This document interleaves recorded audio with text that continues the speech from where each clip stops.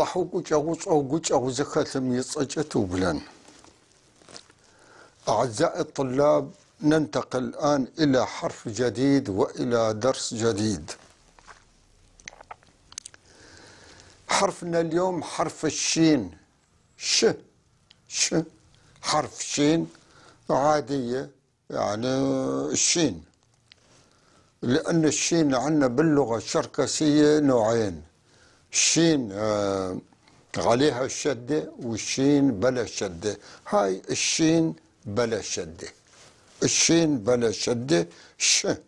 الش مثل بعضهم، بس هذا إله دنب صغير، الحرف له دنب صغير لتحت. ش. على اليسار عندنا كلمة بش. بش بفتحة شين بش. بش معناته عصاية.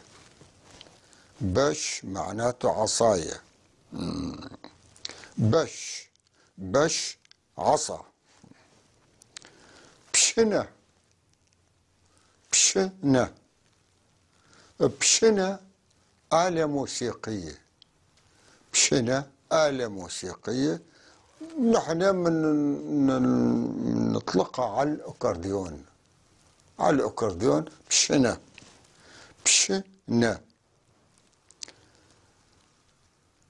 اللي تحته شجأة بشنة.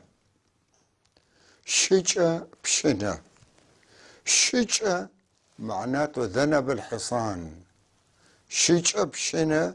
بشنة آلة موسيقية، معناته آلة موسيقية من ذنب الحصان، يعني الربابة باللغة العربية. شجأة بشنة الربابة. إله وتر واحد مشدود، ويعزف عليها بوتر تاني كمان مشدود. الأصابع بيلعب على الوتر، بقصر الوتر، بطوله، بيطالع 4 نغمات فقط لا غير. أيوة، شجأة بشنة. وللذكر في كمان بخبشنة. بخبشنة يعني مثل الكمان تقريبا، إذا بشنة في بشنة، شجأة بشنة ربابة، بخبشنة الكمانجة أو الكمان. إذا عندنا بشنة آلة موسيقية أو الأكورديون.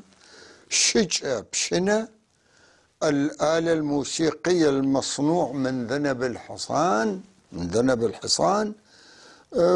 يعني الربابة اللي بيستعملوها على البدو، القبائل العربية في البادية. شجأة بشنة الربابة. في عنا هون كلمة كبزيش. كبزيش له معنيين: أولا اسم، والاسم معناته قائد جماعة. كبزيش قائد جماعة. كب جماعة، زيش قائد يقود إلى هنا وهناك. كبزيش قائد جماعة، أو اسم علم بيسموا أولادهم كبزيش. تشق اسم علم، اسم ولد اسمه تشق، بيسموا التراكس بيسموا تشق. النص هون عنا بشنة وآزخ. بشنة آلة موسيقية، يضرب أو يعزف، لحالة يضرب أو يعزف معناته هون. أما معناته كمان أنت، معناته طقس، معناته. إذن بشنة وآزخ معناته موسيقيين مهرة. بشناوة عازف على آلة موسيقية أو عازف على أكورديون. نحن عندنا بيقولوا له عازف أكورديون، هو عازف آلة موسيقية. آزخ مهرة، شاطرين. ايوه، بشنو آزخ. عازفين مهرة، عنوان النص عازفين مهرة. وسبس بشناي، وسبس اسم البنت، وسبس معناته الندى، قطر الندى، الندى وسبس.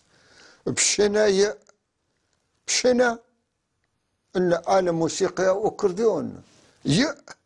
يملك، يملك، ضمير الملك شخص الثالث، والألف ملك، يعني يملك.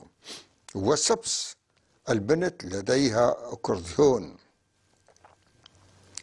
آر بشنا وآز، آر بشنا وآز. آر ضمير شخص ثالث المفرد، آر آخر، ما ضمير شخص المفرد ولكن يدل على ضمير على الشخص الثالث المفرد. آر هو عازف ممتاز، أو هي، لما أن البنت هنا آر بشنا وآز، هي عازفة ممتازة، آز شاطرة ممتازة. آر بشنا وآز، آر بشنا وآز، هي عازفة ماهرة ممتازة. ساوسرقة، ساوسرقة بخجج تيوة. ساوسرقة اسم علم، اسم علم أو اسم بطل أسطوري في الملاحم النارت أيضا. ساوسرقة مشهور.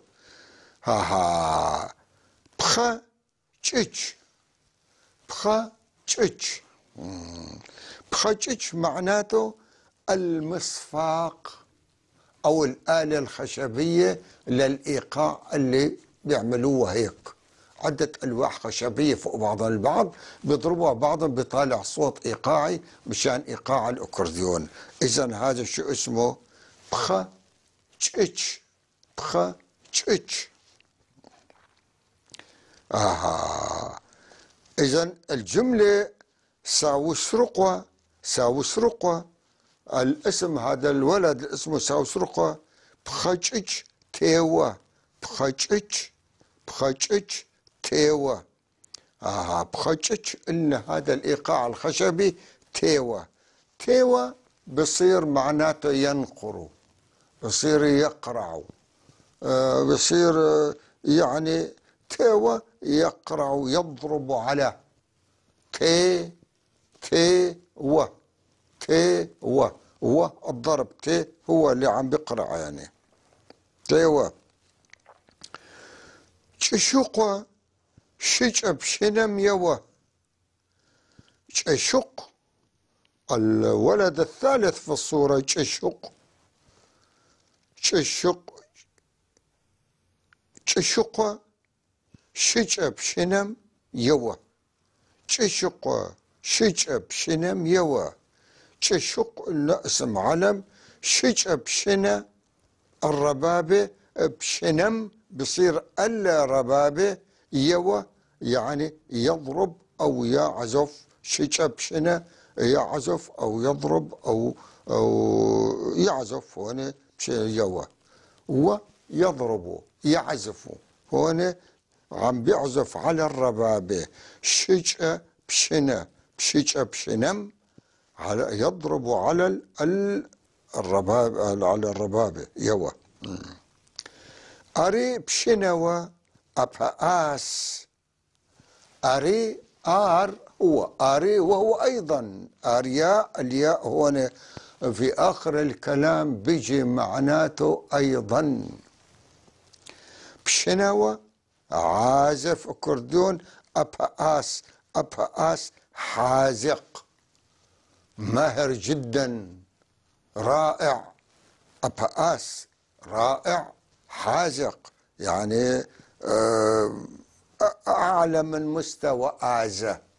آزة بيجي معناته شاطر، وبيجي معناته طبيب دكتور، وآزة الشطارة. أما هنا أبهاس حازق رائع في عمله.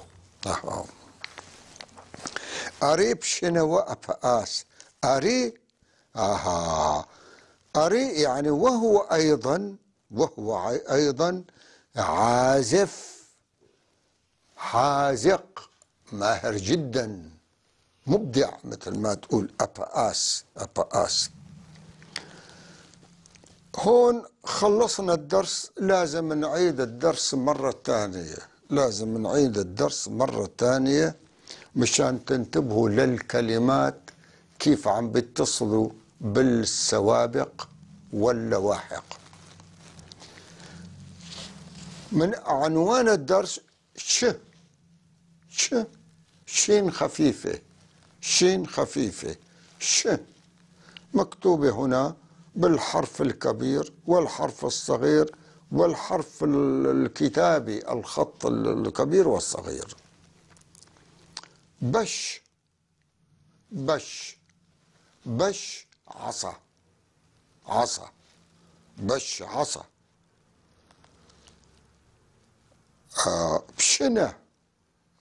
بشنة آلة موسيقية، آلة موسيقية. بشنة آلة موسيقية، بشنة. نحن من نسمي للأكورديون بشنة، هو بشنة آلة موسيقية. بس الأكورديون نحن هيك اصطلاحا بنقول بشنة، بشناوة، يعني أكورديون، عازف على الأكورديون.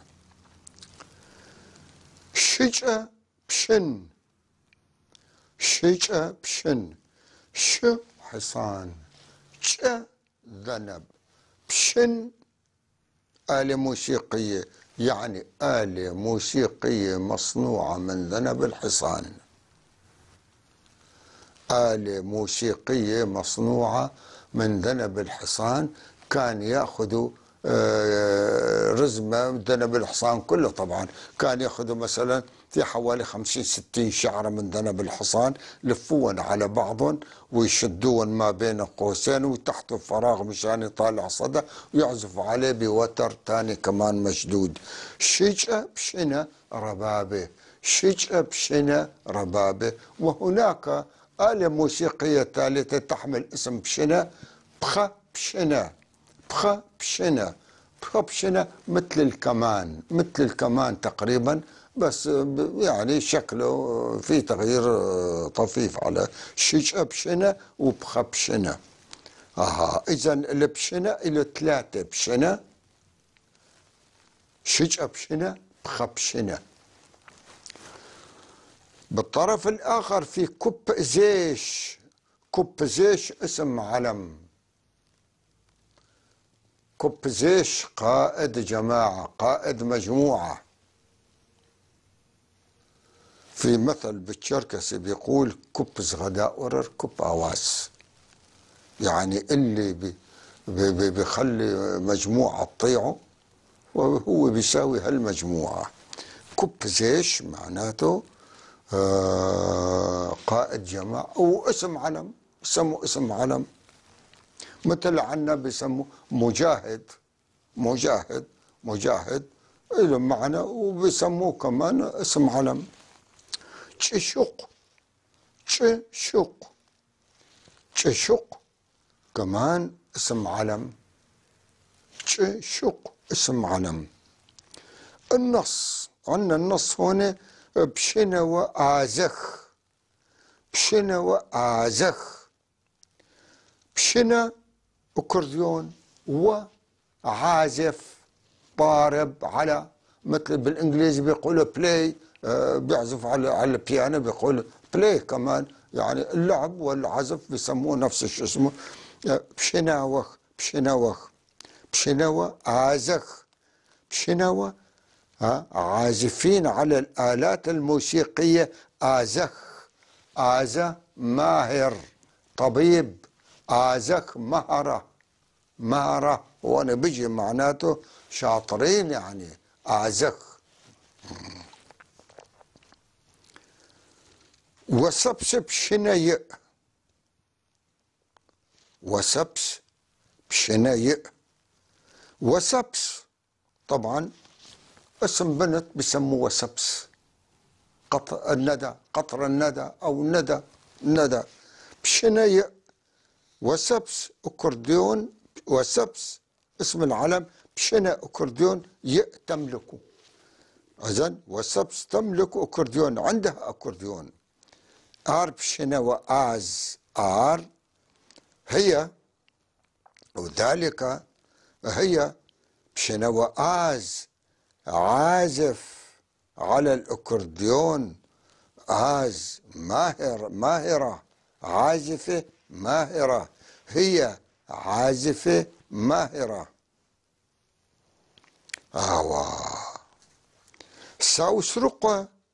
ساوسرقة هون تاركين مستطيل فارغ. نحن بدنا نعبي المستطيل بإيش؟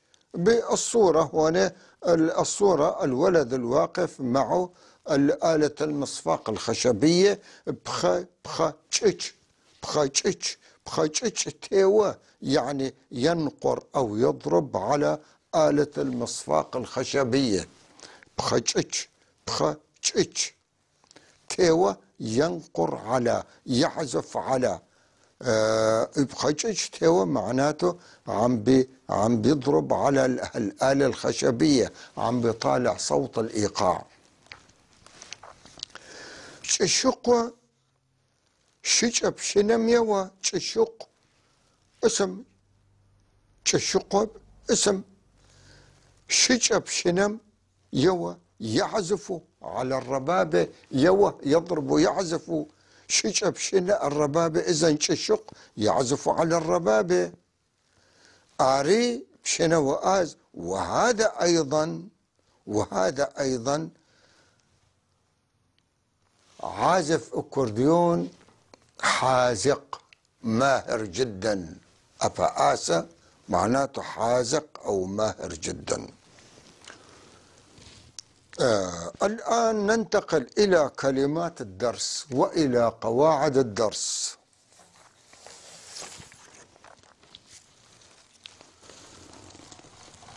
كلمات الدرس، أرجو أن تكتبوا هذه الكلمات لأنها ضرورية. بش عصا، بش عصا، بش عصا. بشنا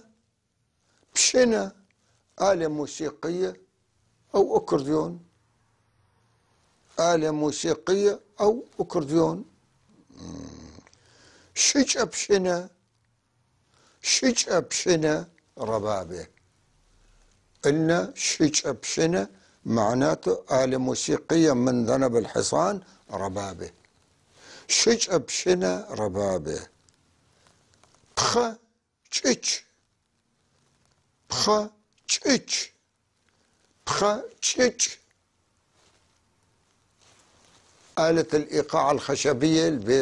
هيك عدة ألواح خشبية فوق بعض البعض، بما هيك بيطرقوا ببعضهم بيطلعوا صوت إيقاعي أو اسمه مصفاق، آلة التصفيق أو مصفاق آلة الإيقاع الخشبية. بشناوة عازف آلة موسيقية أو عازف أكورديون. بشناوة بشنا أكورديون، هو ضارب، هو يضرب يعزف ينقر إلى آخره. بشناوة عازف أكورديون بشناوة. آزا له معنيين، طبيب أو ماهر. طبيب أو ماهر. آزا ماهر، آزك إذا حطينا الخي بصير آزك مهرة. آزك مهرة، آزا ماهر، آزك مهرة. تيوى يقرع على، ينقر على. تيوى بشم تيوى يقرع على الباب. هنا كمان على شيء، يعني ينقر على شيء. تيوى هنا بيجي على آلة المصفاق الخشبية، يقرع على ينقر على. يوى يضرب يعزف، ولحالة ضرب أو عزف. يوى هو يضرب أو يعزف، ضمير الشخص الثالث. آري هو ضمير الشخص الثالث، آري، وهو أيضا، وذاك أيضا آري، ذاك أيضا آري.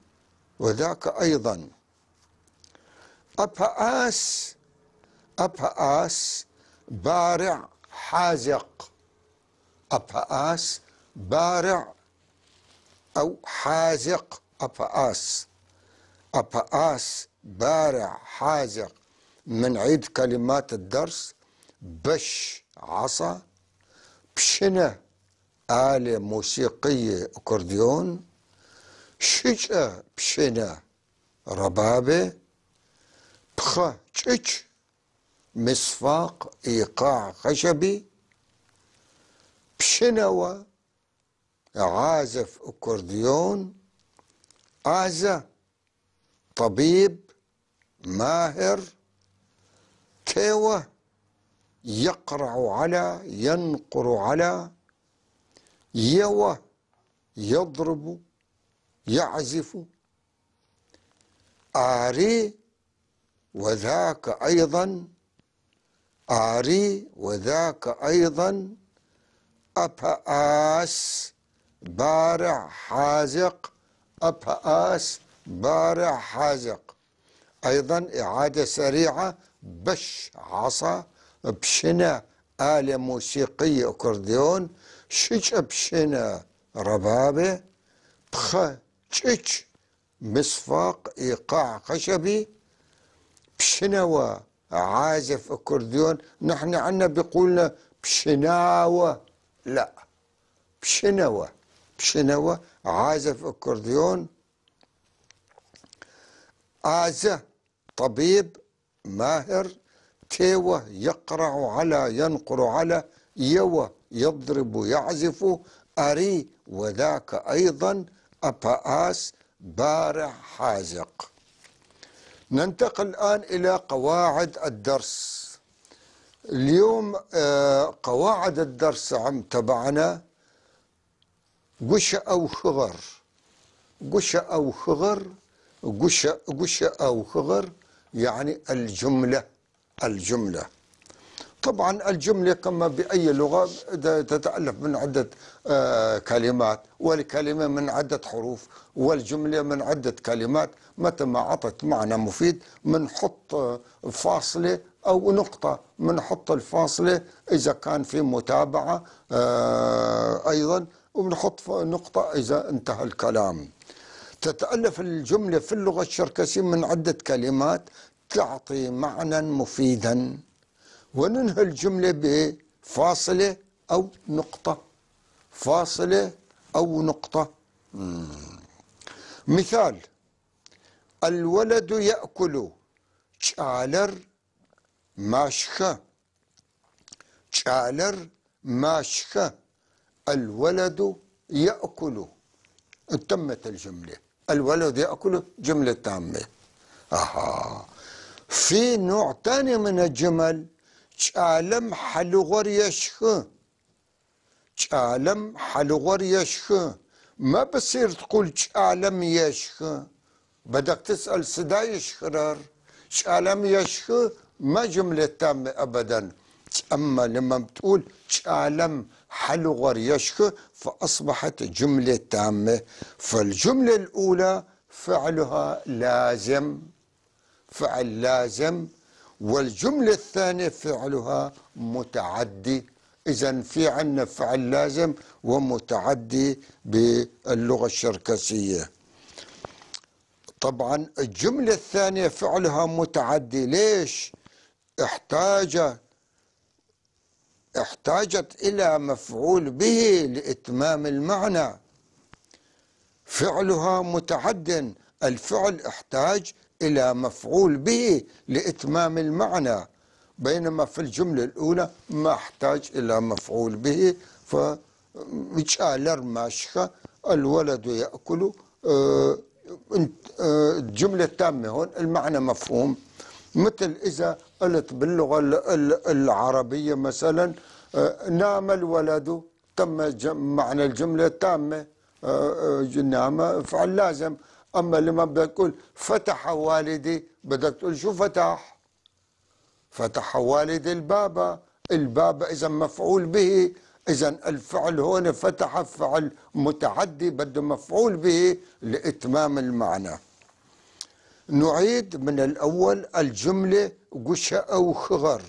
قشة أو خغر تتألف الجملة في اللغة الشركسية من عدة كلمات تعطي معنى مفيد، وننهي الجملة بفاصلة أو نقطة. فاصلة أو نقطة. مثال: الولد يأكل شالر ماشخة. شالر ماشخة، الولد يأكل، جملة تامة. هنا الولد يأكل الخبز شالم حلغر يشخ، احتاج الجملة إلى مفعول به.